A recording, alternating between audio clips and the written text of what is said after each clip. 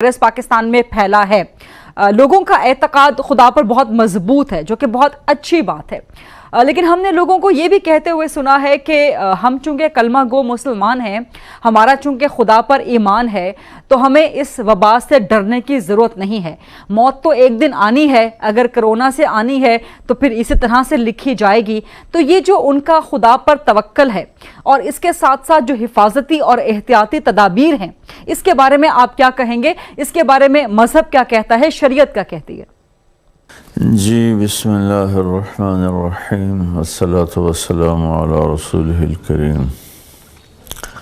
اللہ تعالیٰ کا فرمان ہے کذالک جعلناکم امۃ وسطا، کہ ہم نے تمہیں اعتدال والی امت بنایا ہے، نہ ہم میں بہت شدت ہے اور نہ ہم میں بہت زیادہ نرمی ہے، درمیان میں ہے۔ تو شدت کی وجہ سے اسباب چھوڑ دینا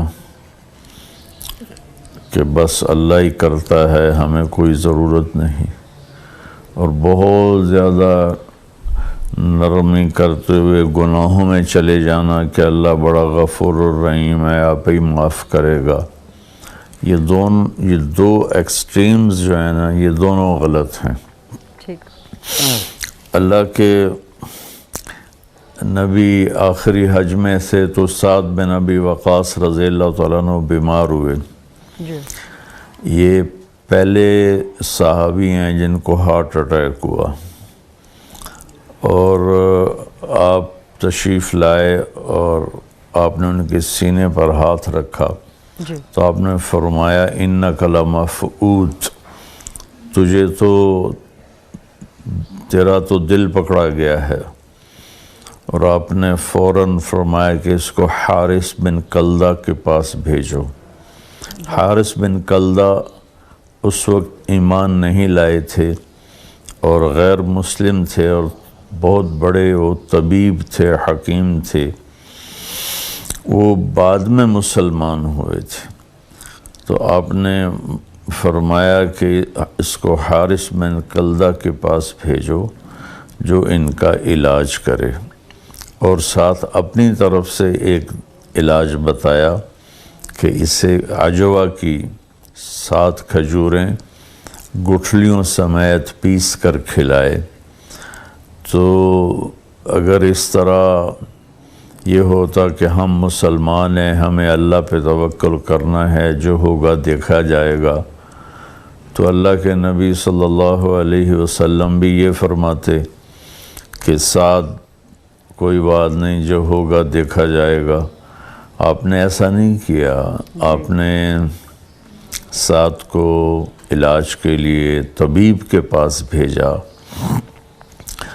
تو اس سے پتہ چلتا ہے کہ اسباب کا اختیار کرنا عین شریعت ہے۔ جب آپ ہجرت کے لیے تشریف لے گئے تو آپ کو تو دنیا کائنات کی ساری چیزیں مل کر بھی کچھ نقصان نہیں پہنچا سکتی تھیں، پھر بھی آپ 3 راتیں اور 2 دن آپ غار ثور میں چھپے رہے۔ پھر ایک کافر کو گائیڈ بنایا، وہ ابو بکر رضی اللہ عنہ کے دوست تھے، عبداللہ بن اریقط۔ آپ نے یہ نہیں فرمایا کہ ابو بکر تم کافر کو لے کر آ گئے ہو، میں اس کو اپنا گائیڈ نہیں بناؤں گا۔ اسی کو گائیڈ بنا کر آپ مدینے تک تشریف لے گئے۔ تو 2 جہاں کے سردار ہیں، آپ کھلم کھلا بھی جاتے تو جبریل و میکائیل آپ کی حفاظت کے لیے دائیں بائیں موجود تھے، لیکن آپ نے امت کو یہ سبق دینا تھا کہ حالات جس قسم کے ہوں اس کے اسباب اختیار کرنا یہ میری شریعت ہے۔ ہمیں بھوک لگتی ہے، ہم کھانا کھاتے ہیں، پیاس لگتی ہے، پانی پیتے ہیں، نیند آتی ہے، ہم سو جاتے ہیں، سر میں درد ہوتا ہے، ہم پیناڈول لیتے ہیں۔ تو ایسے ہی یہ ایک وبا آئی ہے تو اس کی جتنی بھی احتیاطی تدابیر ہیں وہ ہمیں اختیار کرنی چاہیے۔